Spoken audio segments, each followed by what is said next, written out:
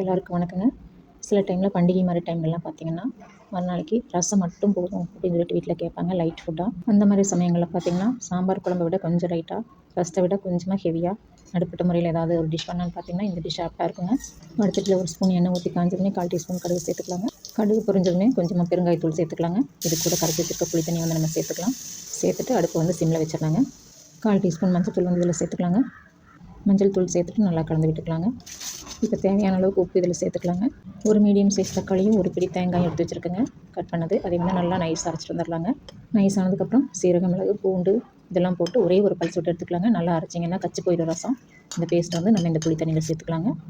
Mixie jar கழுவின தண்ணி இதில் சேர்த்துக்கலாங்க. தேவையான அளவுக்கு தண்ணி விட்டு நமக்கு எந்த கன்சிஸ்டன்சியில் வேணுமோ அந்தளவுக்கு வந்து இதை அட்ஜஸ்ட் பண்ணிக்கலாங்க. அடுப்பை நல்லா ஃபுல் ஃப்ளேமில் வச்சுக்கலாங்க. இந்த ரசம் வந்து நல்லாவே கொதிச்சு வரட்டும். மற்ற ரசமெல்லாம் வந்து சிம்மில் வச்சு நம்ம வந்து இன்னொரு கட்டை வரைக்கும் வச்சு இறக்குவோம். இந்த ரசம் நல்லாவே கொதி வரட்டுங்க. எந்த அளவுக்கு கொதி வரணும்னா, நார்மலாக நீங்கள் தேங்காய் சேர்த்து ஏதாவது டிஷ் செய்வீங்க இல்லையா குழம்பெல்லாம், அதே அளவுக்கு இந்த ரசத்தையும் கொதிக்க வச்சுக்கோங்க. கருவேப்பிலை, கொத்தமல்லி தழை போட்டு இறக்கிடலாங்க. நம்மளுடைய ரசம் ரெடி ஆயிடுச்சுங்க. ட்ரை பண்ணி பாருங்கள். தேங்க்ஸ் ஃபார் வாட்சிங்.